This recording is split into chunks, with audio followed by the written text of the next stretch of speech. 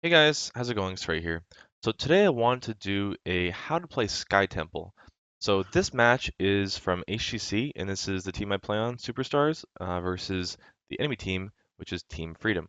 So we played this live, and some of you guys may have caught it, but I just wanted to break this game into a little bit more detail and kind of talk about uh, Sky Temple as a whole, how to play it, how to draft it, what to do.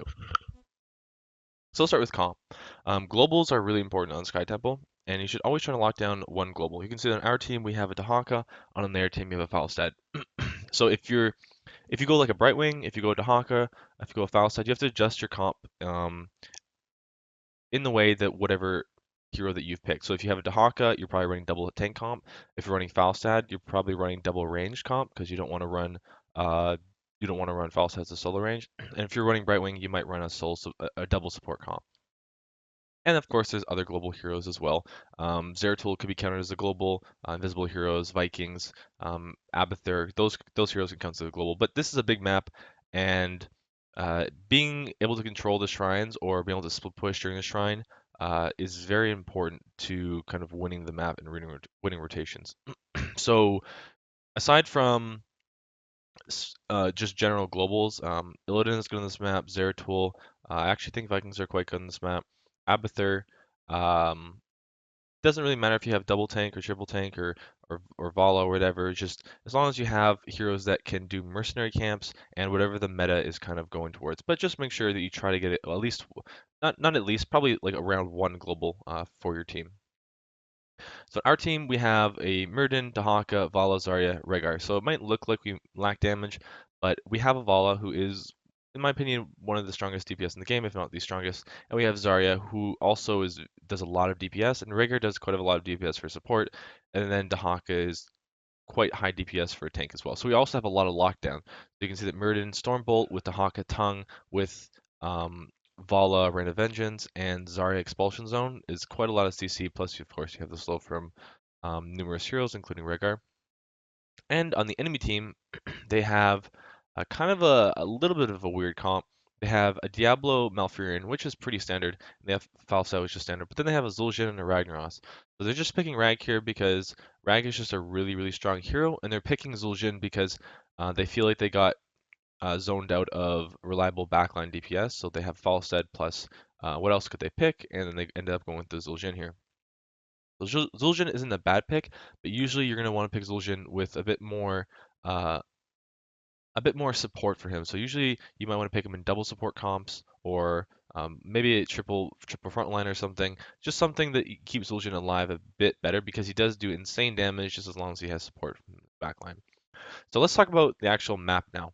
So Sky Temple, there's 3 temples that spawn, and you can have up to 2 spawning at the same time. And there's a little bit of a pattern, but it's not too much of a pattern. So that the first phase, the first temple will always spawn mid and top. So two temples will spawn during the first phase, and after that, the next phase will be having one spawning bot, and there's a little bit of a pattern afterwards, but it's essentially random for the most part. So the first phase is always the top 2. So this means that you want to have your bot lane is a solo, you want to have usually mid as a solo, and you're going to have usually tri-lane top, or at least the majority of your heroes top, because you want to control this vision point, especially for when the first temple spawns. So if you get a wall with the first temple, so say that we put a tri-lane top and we get this wall up here, this temple will get this fort. Okay, so if you want to get as much damage on these towers, um, before the temple spawns, so that once the temple spawns, you can pressure for a fort. So same goes for mid. If they get mid wall here, or we get mid wall here, and then we secure this mid cap, it'll get the mid wall. So as far as where the shots go, the top shots will always shoot top. The mid shots will always shoot mid, and the bot shots will always shoot mid or bot. Sorry, the shots will shoot bot. This is assuming, of course, that we this is assuming that there's no other forts available. So if bot is shooting bot here and there's no bot fort available, it'll go to the next fort. So it'll go bot will shoot mid. And if mid is destroyed, it'll shoot top. And then if all 3 outer forts are destroyed, or once they're all destroyed, these bot shots here will go to bot keep. And once bot keep is destroyed, it will go to the next closest thing, which is mid keep. Same thing. I'm not sure if so. Once mid is destroyed, I think it shoots top, and then it'll shoot bot. but I'm not 100% sure on that.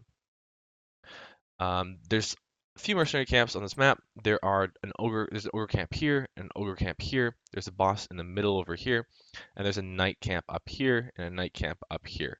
So the mercenary camps are usually timed out um, pretty effectively on this map, and it's somewhat important, pretty important I'd say, to actually get these merc camps out. So they won't spawn before the first phase, so you don't have to worry about them. But for the second phase, I'll talk about it a bit more when it comes to it, but you want to take these camps out as the second phase happens so that they can kind of essentially split push and then you put your globals top. So what we do off the bat is we don't fight mid because they have Falstad to instantly give division, so we don't want to fight assuming they're up there. You can see that they just hang around bot. Malfurion went scouting drones, so he sets up some drones, and Falstad is just watching the vision. So they're not really looking for too much. They're kind of just doing a safe start. So we have a tri-lane, which is Vala, Zarya, Rehgar, which is a really strong tri-lane, and their tri-lane won't be able to match that effectively. Now they do have a Diablo Malfurion, which is obviously a really good ganking, so we do have to be careful of ganking. I'm just covering bot right now while Dahaka covers mid. Then once Dahaka covers mid, he'll dig bot, and we can look for a kill, or I can just leave the lane. Now they go for a gank top, and they try to kill Vala. They don't kill Vala, we get a turn around, and we get a kill instead. So this puts us in a pretty good advantage in the sense that our tri-lane here pushes really, really hard. Obviously Zarya in any lane with the tri-lane pushes really, really hard because she can shield allies to tank shots, and she has really, really high damage, especially for kind of a bruiser tank hero. So you can see that here, the temples are becoming active, and they try to go for a gank on Zarya. So we turn around, get a kill, and it goes for a 1-for-1, which is totally fine. So now, usually we'd want to keep our global bot lane as long as possible to get as much soak as possible, especially to Haka since he clears the wave so effectively. But in this situation, he needed to dig top to secure that kill on the Malfurion. So here it's worth digging top, but usually you do leave for global bottom. Now they have a Ragnaros, and Rag can double soak very, very effectively. He's one of the best double soakers in the game because he has pretty much some of the best wave clear in the game, if not the best wave clear. And if you leave him alone, he's gonna be able to wave clear almost more effectively than Azul. And if we leave the Rag to double soak, we have to make sure that we're actually getting something that's worth it. Otherwise, we want to make sure we have someone matching the Ragnaros, so he at least can't just get free soaking and free roaming. So since they got pretty chunked top and their healer is dead, they can't really contest top shots anymore. So Dahaka immediately leaves, so you don't want your global with the team anymore. Always split the global whenever possible. And we want to keep our tri-lane together, so our Rehgar, Vala, Zarya always want to stay together. So me as Myrden and our Dahaka always trying to split and play up, basically playing moving ward. Dahaka wants to soak because he can always dig back into the team fight, and I want to play ward. I'm pretty tanky as Myrden, I'm kind of hard to kill, so it's not really a danger for me here to play aggressively. I just get mid soak, and it's perfectly fine. This is something that a lot of people, I find that a lot of players don't really fully understand or take into account. You're going to give the enemy team shots, right? You're going to give them a temple no matter what at some point in the game, and it's perfectly fine to trade temples. Absolutely perfectly fine. On Towers of Doom, for example, I think most players are okay with trading shots on Towers of Doom, but for some reason they don't like trading temples on on Sky Temple. So it's totally fine to trade temples. You just want to try and get the best trade possible. So if that means you're getting up in soak or you're getting up in structures here, because you can see that top fort or top temple here effectively gets this fort, while mid shots will not get this fort. So this is a good trade for us because we already got a lot of siege on top wall. Remember that every point of damage on this map matters. So every point of damage matters because that means that that's one less shot that you'll need, and you can put that one. So if we didn't take this wall down, right, then we'd have to siege it a lot harder, and we wouldn't get this fort. By putting in damage to structures with our heroes, we can get more value. So basically, what does the Sky Temple? What does the temple do? It sieges for you. It's a free siege, right? So if you can get sieging without taking the temple, you should generally do that as long as it's safe. So I just go mid. I get the soak, and you can see here that they're not really able to get the soak, or at least it's risky. So they need to rotate people from mid to top, and they're also not getting mid soak. Dahaka is also getting bot soak very effectively here. So as soon as they leave, I go back on the point here and I mess with Diablo because um, I know that they go top, so I want to pressure them. So there's no reason to let Diablo get free shots if the rest of his team is top. There's no threat for me here at all, right? I can 1v1 Diablo. I mean, I'm not probably not going to kill him alone, but I can definitely harass him and stay on the point and delay this as long as possible. There's no reason to give him free shots here at all. And it forces the team to come back because Zul'jin, Falstad, and Malfurion are not going to get a kill on Zarya, Vala, Rehgar. It's unless they get a really good opening or a root or someone's out of position, it's very hard for them to do anything. So by them sending 3 top here, they're basically just stalling out mid shots. I'm able to stall out. Now we know that Diablo is solo here, and since we have a Dahaka top, Dahaka bot, Dahaka can dig right here and get a free kill on this Diablo. So this is a free kill, and this enables us to get the rest of the shots mid. So we not only got basically all the shots top, we also got half the shots mid, and we got pre-siege on top 4. So this is a pretty big lead. Even though they have a bit of XP advantage, it's totally fine to give up some XP, like with Rag double soaking, if it means that you're getting structure advantage. Because structure advantage on this map is very, very important. And that makes Mule very, very strong on this map. This is probably Mule's strongest map, because you can structures will just absorb tower shots, and every point of damage that you can heal with Mule effectively saves you tower shots, and it makes you trade better because this map is all about trading temples and trading structures and trading value. It's also a map that snowballs very hard. So here is a bit of a mistake we made. They took out ogre camps very early, so I talked about when you should take out knights. Okay, so generally you want to take out knights. The temple spawned 2 minutes after the last shot was fired. So generally you want to take out knights just as the next phase is spawning. But here, since we already got top fort, there's no reason to hold the knights. So what we want to do is just take out knights as soon as possible, because usually the knights will siege this fort, right? So if they take out their knights, it's going to siege our top gate here and get them XP. But since their fort is destroyed, we can take out these knights early, and it'll siege top and it'll push top down. Dahaka will rotate top and push it, and it basically creates more pressure on the map since they're already down and they really have to defend these towers. So what we did make a mistake though, or rather maybe they just made a really good play of they took ogres, maybe identifying that, and now they're pushing bot while we're all top. So we have no one to respond, and this gets them free gate here. It's really important to have your gate healthy for this phase here, because if the enemy team gets shots down, you'll lose your well really quickly, and this well is very, very important to winning this bot phase. So you need to make sure you don't lose your well before the second phase starts. So we have Rehgar finish. So we have quite good heroes to do camps in this map. We have Rehgar, who's one of the best camp clearers in the game, and you can solo them. Dahaka is pretty effective. We have Vala, and we have Vala who does a lot of damage. So finally we get down here. They get a little scared. They could have gotten a lot more value than they did, but we were MIA on the map and they didn't see us, so they played it safe and just went back. So Rehgar's going to be able to clear this soon. We're just try soaking every lane right now and trying to get as much XP as possible. So even though they're remotely close in XP, we still have a significant structure lead. You can see that they're missing mid gate here, and they're missing all top fort. The only thing that they have on us really is they have our mid gate and they have bot gate.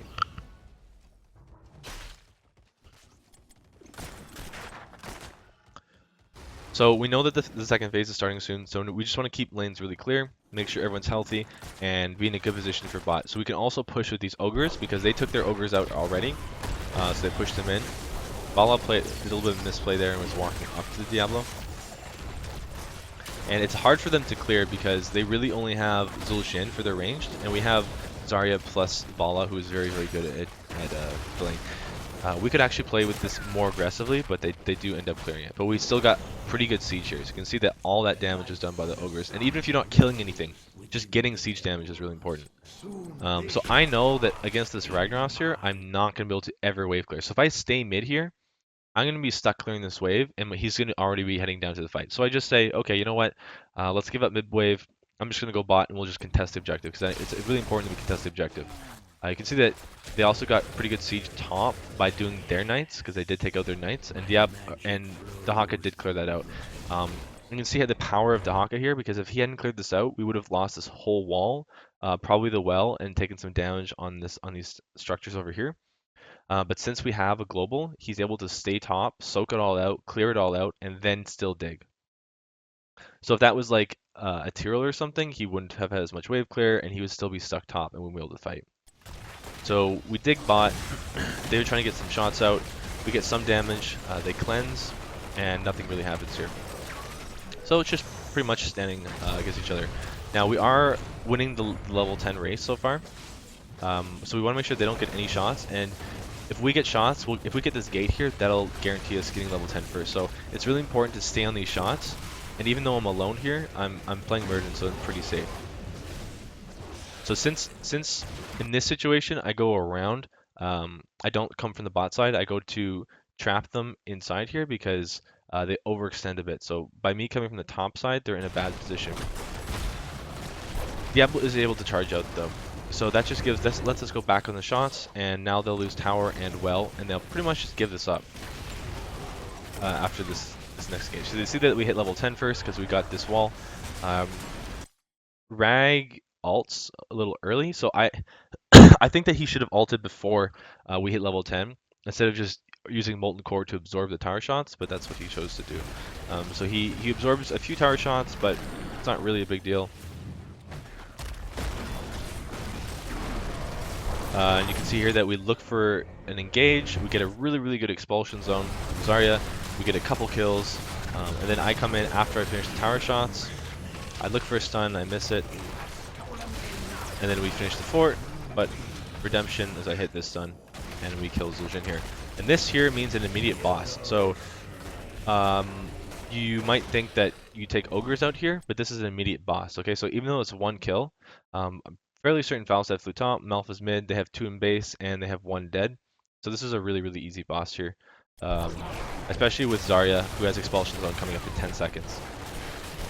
So as long as your team is coordinated, this is a totally free boss. They do try and fight it here. But you can see that the cleanse goes down to prevent the gust, and then they're just in a really bad position. So look at their positioning here compared to our position. We also had expulsion zone to secure that, but just their positioning, they're totally split. They tried to gust off from here, but not only did we have Dahaka who can dig and dodge the gust, we also got a really good cleanse from our Rhaegar, and that allowed us to completely secure this, even though that probably would have secured it anyway. The Apocalypse was wasted, so now they've wasted Gust, they've wasted Apoc, and they get another death. So them trying to contest this is just really risky, and it was a 4v5 anyway, so even if they did get on the point, we still would have won the fight. And then we can just take out these ogres afterwards. So here we actually want to push the boss. So notice the Honk again, always split pushing, and then we push with the boss. We look for an aggressive kill here, and by killing Ragnaros, he's not able to Molten Core. So we stay here, finish the gate, and if we had just left this boss, a 7-minute boss isn't going to do anything. But since we stay with it, we're able to get a keep gate. This means that once this mid fort is dead, the next bot shrine will get a keep, which is really important. So now we just go and we global soak, and we just soak up as much as we can, and we try to deny them as many objectives. A better call here might have been to take fort. Since shrines are up so quickly, if we just take both the camps, we can basically guarantee both of these shrines because they won't be able to contest because they're down a level and a half. And a level and a half takes quite a bit of time to rank up. So we're a little bit delayed getting on these shrines. Dahaka goes bot. So Dahaka bot here is really safe because not only does he have adaptation, he has burrow, he has his passive stacks to heal. He also has dig to get out, and he has this huge wave here pushing that grants him vision. So it's hard for the enemy team to run through. We'll probably spot them if they do run through. In addition, so if they go bot here and we see them heading bot, Dahaka can just dig out, and they're forced to. And they just waste time going bot, so we can just siege up mid or something. Because you can see how far bot is away from the rest of the structures on the map. They have to walk all the way from bot to somewhere else.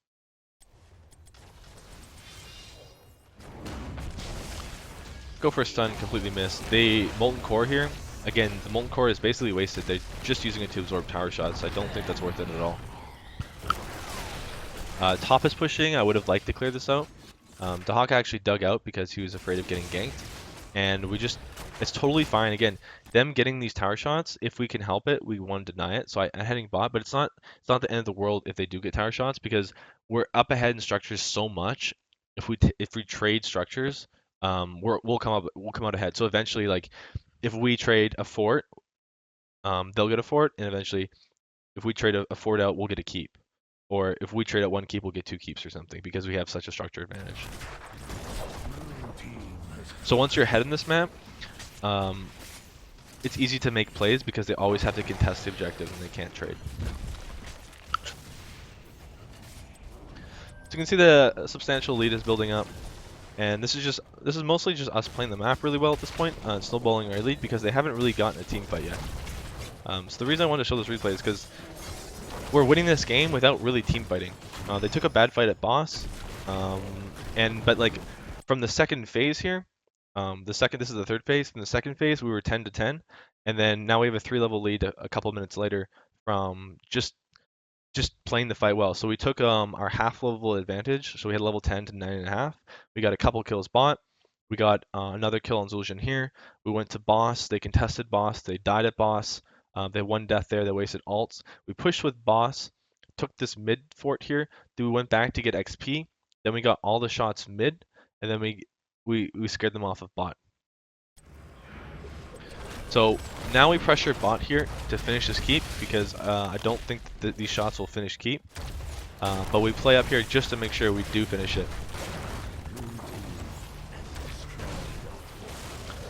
There's no way they can engage here, but they do want to engage. So the reason we're not afraid to do that is because we see two top and we have Dahaka who can also dig. So this will be at most a 3v4 or something. So not very scary at all.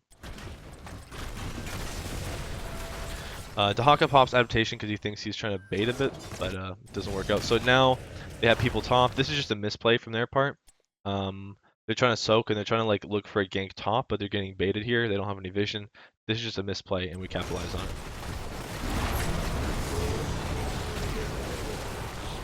So we just go on the vulnerable targets here. Falsa gets baited pretty hard. And from this point the game just snowballs really hard. So you can see that immediately when we win a fight, we don't just go soak lanes, we don't go to this mercenary camp, we immediately go and take their wall. So initially the call was take keep, but as we started breaking this gate, I'm like, yeah, we only have 10 seconds, there's no way we're going to keep without risking dying. Or maybe we could get keep, but I don't want to tank this tower and the thing and everything and get caught and throw our lead. Because when you're ahead on Sky Temple, you have to throw the game in order to lose it. It's really hard to lose a lead on Sky Temple. All we have to do right now is play safe. And you can see there's just a 4-level lead. If we just wait for the next tower phase, we don't have to give them an advantage by fighting under their towers and their keep. But again, we want to make sure that we do take those walls because every little amount that we can get counts for something.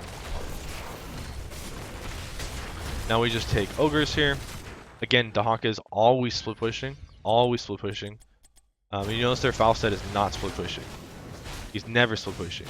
And this is because they're behind and they're scared, and also because they're just not making the right call. Like, it'd be perfectly fine for Falstad to be top here.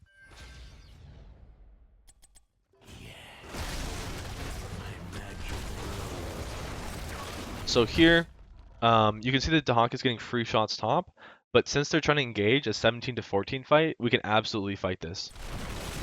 And we do indeed look for the fight.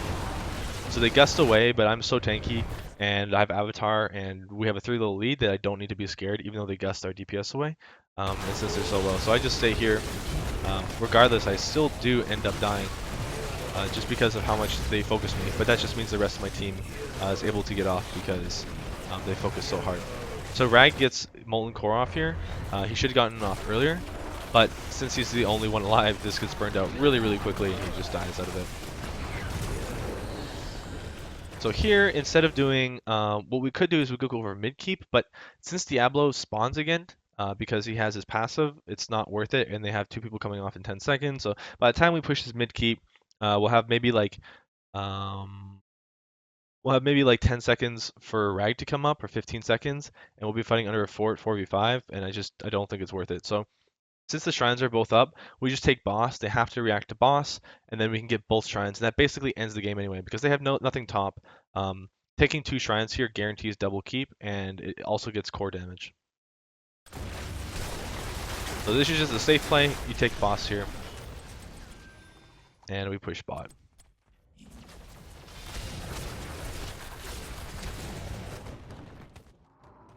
Red team's call. So we just secure top here.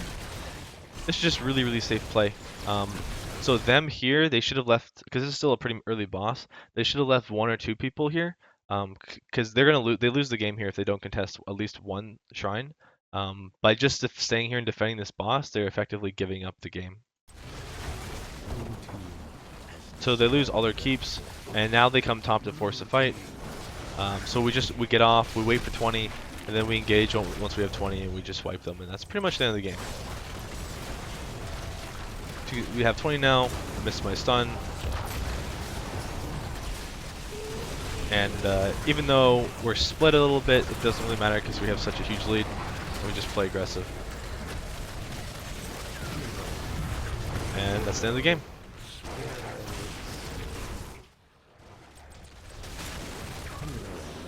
So let me know what you thought of this kind of style of how to play Sky Temple. So in the past, I've just focused on the map itself rather than the game, what's going on in the game.